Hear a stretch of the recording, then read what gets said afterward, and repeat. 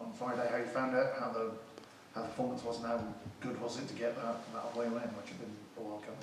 Yeah, I know. Obviously, we haven't won away from home in a while, and we haven't had back-to-back wins, and that was obviously just the home focus for the team, and it was obviously good to get a win for the boys. So yeah. What sort of game was it, and what kind of strengths did you have to impose on them? Yeah, to be fair, we knew that it was going to be a cagey affair in terms of a lot of tackling and a lot of second balls and a lot of fighting, and obviously I think throughout the game, other than maybe the first half in small little fragments, I think we done very well to deal with it, and thankfully we got the result that we was looking for. One thing that managers have been talking about, I think, as a group, he senses a sort of increased resilience in you, I think, when things go wrong. Is that fair, and how do you feel that's developed, I suppose?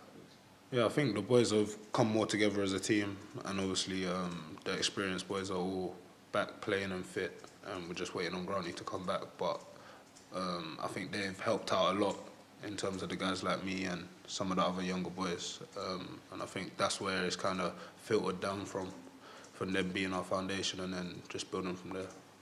But I guess you go 1-0 down at Newport, and you're level quickly. You just don't look as perturbed. Yeah, no, we wasn't phased. We started the game better than they did, and the goal kind of came against the runner play, so it wasn't like we had to change anything or feel a type of way. We just had to keep doing what we was doing, and thankfully Smudge got a quick response, and yeah, that's where we are right now. We're not going to be phased or troubled or look frightened based off what's happening in the game. We know what we came to do, and we know what we have to do. And as long as we can stick to that, then we believe that the results will continue to come our way. How are you feeling about your own performances and heading down a regular starting place for the last few games? Yeah, I think obviously the gaffer trusting me to start a few more games has been really good, and to obviously get some 90s in there. I didn't think Friday was my best performance. I think I was a little bit off it, but thankfully, obviously Gav and Ollie were very good in the midfield, so they helped me get through that game. But yeah, I'm just, I'm happy and I'm grateful to God that I'm back playing and having the opportunity to help the team as much as possible. How do you sort of see yourselves as a midfield unit? Yeah, I think obviously me and Gav have been playing together since we were 16, so we don't really need to say much to each other on the pitch. I kind of know what he likes to do, I know what he wants to do, and with Ollie in there, it's just an extra experienced head, to be fair. So having the skip back and him leading us, me and Gav just have to match his energy levels, and I think we'll come out on top every Saturday, every Tuesday we can. I suppose for all the hard work you put in, these are two pretty important looking games, I guess. So there's still quite a lot of work for you to do to make sure you move thoroughly away from the bottom two. Yeah, I mean, we're not getting carried away. We're just taking it a game at a time and trying to put as many good results together as possible. Having back-to-back wins for the first time in the season is really good. Having 3 in a row will be even better, and I think we're just focused on each game as it comes. I feel like you're probably high on the joyous celebrations list. So, is there any sort of, you just like naturally exuberant, you think?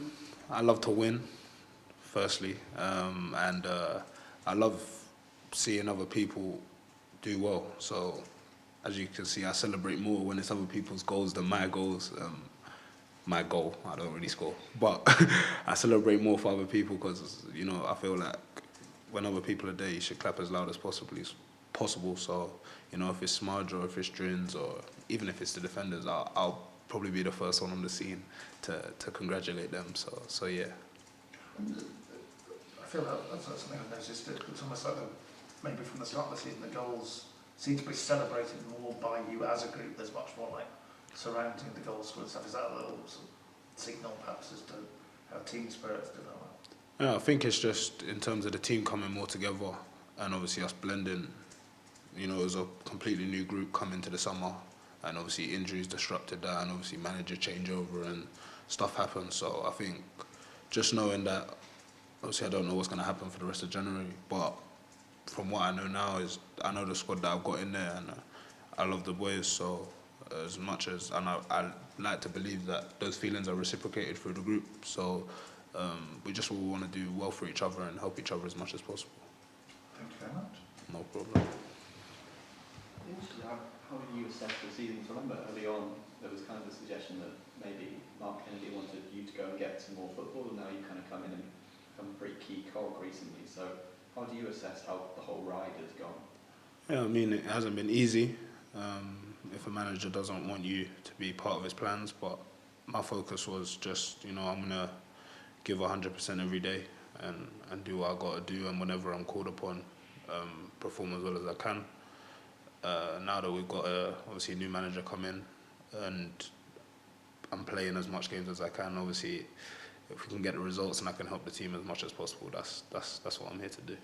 How much do you feel like Ian Holloway has helped you since he's come in? Yeah, I mean, everyone wants a manager that has confidence in them and trusts them, and obviously I've spoken to him one-to-one here and there, and he says that, I could be a leader and I can help some of the younger boys with my experience. So as much as, if he believes in me and I believe in myself, then, we just got to keep moving forward as much as possible.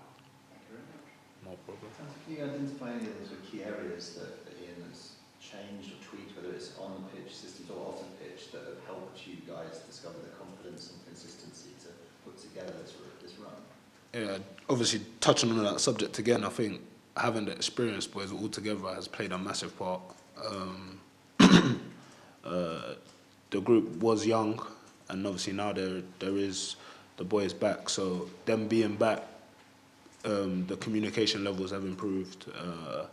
It's the small things that maybe you don't see or doesn't catch your eye on the TV, but it's just the little talking, the where to be, how to play the game, how to play certain situations in the game. For example, when you go 1-0 down at Newport, having experienced boys that are level-headed and having a team that, or you see that they're level-headed, then that message kind of passes through the team.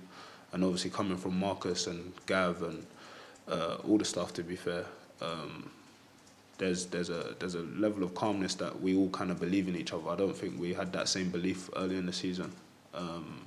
We're just kind of, if it goes our way, it goes our way. If it doesn't, it doesn't. But I think now we know that, we should be doing better. We can do better, and hopefully we will do better. So yeah.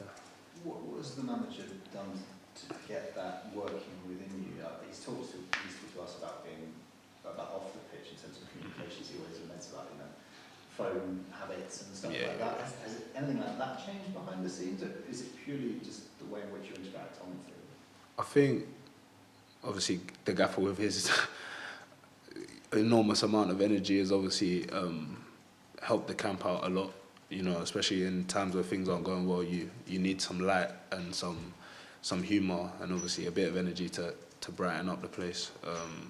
And he just encourages us, or he has been encouraging us on and off the pitch, to try our best to match his energy every single day. And that's a near impossible task, but I think that's the direction we're striving towards. And like you said, energy is felt, and sometimes when you feel those things, you want to be a part of it, you want to add to it. So I think everyone just wanted to add their own little parts to how they can make the training ground better, how they can make training better, how they can make matches better, has allowed us to start performing a little bit better. So yeah. Optimism, is that been a change? Was it, in the last 2 months, have you felt, was the place felt optimistic, whereas before it was a bit uncertain as what was going to happen?